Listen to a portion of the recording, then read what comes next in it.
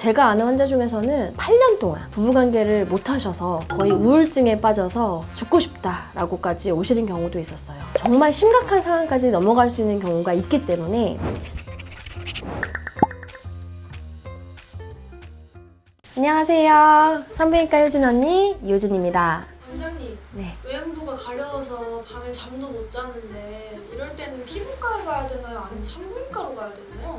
실제로 저희 병원에 외음 가렵다고 오시는 분들 되게 많으신데요. 대부분 그런 분들이 피부과에 가서 진료를 보고 오시는 거 아세요? 그런 분들 중에 한 99%는요. 외음부는 보기 어렵다라고 해서 돌려보내는 경우도 많고요. 아니면 그냥 항히스타민제라고 해서 외음 가려움 때 먹는 약만 처방해 주시는 원장님도 되게 많으시고, 특히 항문 가려움 같은 경우는 환자들이 소화기내과 아니면 대장항문외과 이런 데를 가세요. 대부분 남자 원장님이시기 때문에 너무 부끄러워가지고 진찰 받고 연고 처방 받으시고 저한테 오시는 경우가 많으세요. 사실은 겉보기에 보면은 그냥 피부 질환이긴 하지만 이게 외음 피부는 다른 신체 부위에 있는 피부랑 좀 다르다 보니까 산부인과에서 제가 더 특히 많이 보고 있는 것 같아요. 그럼 원장님, 이거 도대체 왜 가려운 거예요? 가려운 이유가 진짜 많은데 가려운 원인부터 알아야 된다고 말씀을 드리거든요. 사실은 외음 가려움 환자가 저 너무 가려워요 이렇게 오는 경우도 있지만 가렵다고 얘기를 안 하시는데도 가려운 경우가 많으세요. 제가 진찰을 하다 보면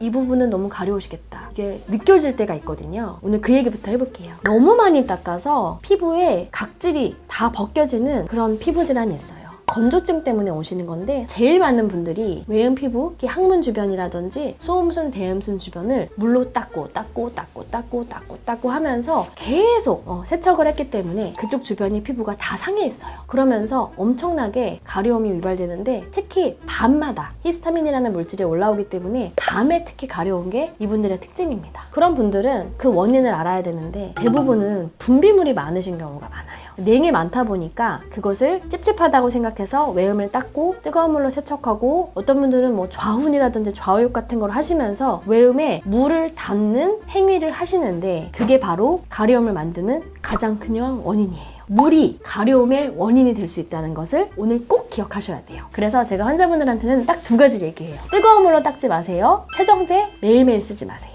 이거 2가지만 하지 않으셔도 가려움증은 많이 좋아지세요. 근데 거기에 딱 하나 더 해드리면 더 좋아져요. 그게 뭔지 아세요? 알아맞혀보세요. 퀴즈 하나 낼게요. 1번 유산균 크림, 2번 호르몬 크림, 3번 보습 크림, 4번 러브젤. 3번 보습크림 아닐까요? 정답. 피부 점막 위에는 약간의 기름막 조직이 이렇게 형성이 돼 있어요. 특히 아토피 피부염 이런 친구들은 피부가 막 각질이 일어나잖아요. 그러면서 수분이 날아가면서 엄청 건조해지거든요. 제 환자 중에서 약간의 아토피 소양을 가지고 있는 친구들이 외음 가려움이 더 많은데, 이런 분들의 특징은 자꾸 닦다 보니까 피부에 보습막이 사라져서 더 가려움증을 유발하기 때문에 닦지 말라고 말씀을 드리는 것부터 하면서 보습크림까지 얹어드리면 너무 좋아요. 그리고 그 보습크림을 바르는 것도 방법이 있는데 제가 여기서 또 퀴즈 하나 내볼까요? 보습크림을 언제 바르는 게 도움이 될지. 1번 아침 일찍, 2번 점심 먹고 나서, 3번 자기 전에, 4번 아무 때나 발라도 상관없음. 3번 아닐까요? 정답. 왜냐면은 히스타민이라는 물질은 밤에 많이 올라오는 걸로 돼 있어요. 왜 밤에만 유난히 가렵냐면 그 히스타민이라는 물질이 밤에 더 많이 만들어지기 때문에 저녁 샤워를 하고 난 다음에 특히 더 가려운 부위를 위주로 넓게 발라주고 국소적으로는 좀 꾸덕꾸덕하게 많이 발라주는 행위를 반복하면 할수록 점막이 강화되기 때문에 좋아지고 수분막이 형성이 되면서 유분도 지켜주고 수분도 지켜주기 때문에 덜 건조해져서 가려움이 덜해요. 피부 조직이 한 2주에서 3주 정도 있다가 다시 관찰해보면 사막처럼 갈라져 있는 조직들이 촉촉하고 부드러우면서 되게 생기 있게 바뀌는 것을 보면서 치료의 효과를 설명드리고 앞으로도 어떻게 관리하면 되는지 말씀드리고 있어요. 그러면 보습크림은 그냥 얼굴에 바르는 걸 발라도 괜찮은 거예요? 저희 환자분들한테 외음 전용 보습크림을 권해드리고 있어요. 제가 한동안 그 보습에 되게 빠져 있어서 되게 크림에 미쳐있던 시절이 있었거든요. 얼굴에 바르는 크림부터 전신에 발라도 되는 많은 종류의 그런 보습제들을 많이 써봤는데 지금 드리고 있는 이 제품이 가장 만족도도 좋고 사용하기도 편하고 비용 부담도 덜하기 때문에 많이 권하고 있고, 어떤 제품을 쓰는지도 물론 중요하겠지만 이거를 어떻게 교육받고 어떻게 사용하는지를 정확하게 알고 쓰시는 게 훨씬 중요한 거라는 거를 많이 느끼고 있습니다. 그리고 또 가렵게 만드는 원인 중에서 대표적인 게 곰팡이 질염이 있어요. 그리고 헤르페스 궤양도 처음에는 그 물집이 잡히기 전에는 그 부위가 유난히 기분 나쁘게 가려운 느낌으로 오기 때문에 그것 또한 초기에 헤르페스를 발견할 수 있는 되게 중요한 방법이기도 하고요. 호르몬이 없기 때문에 외음이 건조해서 생기는 위축성 질염도 대부분의 경우는 호르몬 크림으로 해결이 되기 때문에 위축성 질염, 건조한 것 때문에 생기는 가려움은 호르몬제가 좋은 어떤 해결 방법이 된다는 거를 좀 알고 근처 병원에 가셔서 추천받은 제품을 사용하셔서 좀 관리를 하셨으면 좋을 것 같아요.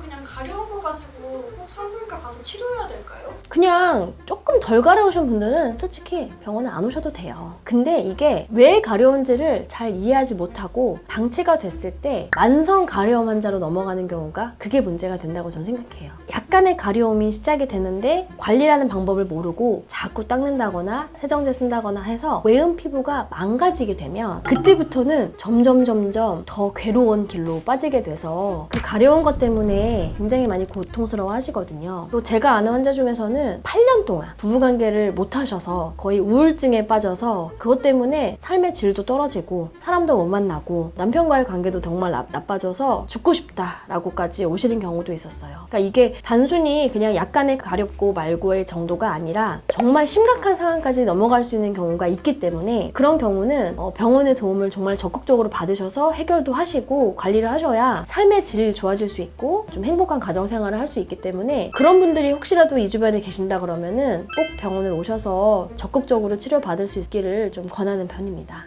근데 그러면은 대표적인 병이 있나요?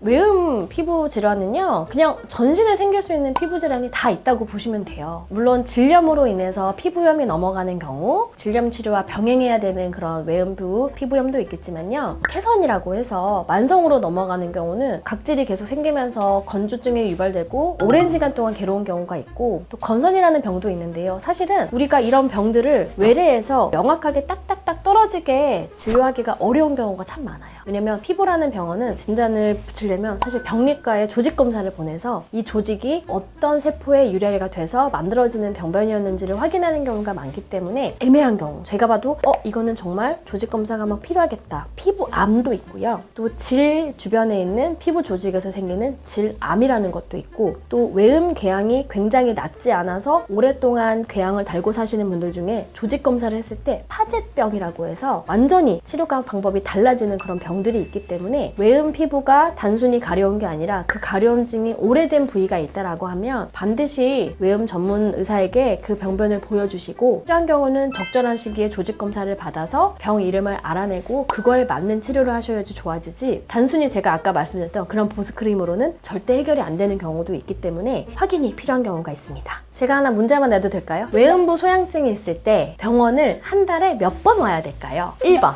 일주일에 한 번. 2번, 2주에 한 번. 3번, 한 달에 한 번. 4번, 매일매일. 2주에 한 번?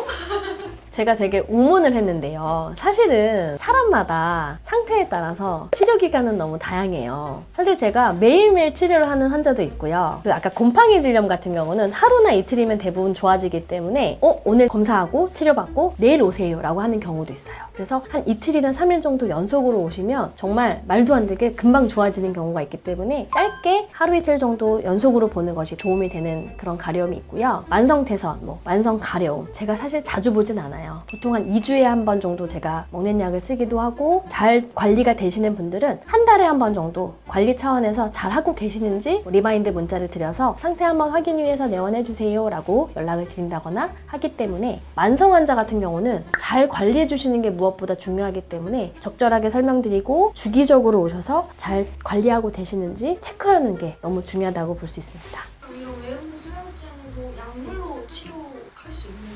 네, 저희 병원에서는 되게 다양하게 방법을 치료하고 있어요. 저희 병원에 한 8, 9가지 기계가 있는데 이 모든 기계들은 사실 외음 피부를 위한 기계라고 보셔도 과언이 아니에요. 환자분 피부 상태에 따라서 얼굴 모양 다르듯이 외음 모양도 다르거든요. 예를 들어서 A라는 기계가 있다 그러면 어떤 사람은 A 기계를 쓰고 B 기계를 쓰면 좋아지는데, 어떤 사람은 A를 써도 절대 안 좋아지는 경우가 있어서 그런 경우는 C 기계를 쓰고 D 기계를 사용하면서 적절한 방법으로 기계 조합을 맞춰서 쓰기도 하고, 이런 것들이 단순히 외음부라고 해서 하나의 기계만 사용하는 것이 아니라 어떤 피부인지에 따라서 사용하는 기계도 다르고 제품도 다르고 먹는 약도 다르고 바르는 크림 종류도 다르고 관리하는 주기도 다르고 재진을 방문하는 시기도 다 다릅니다.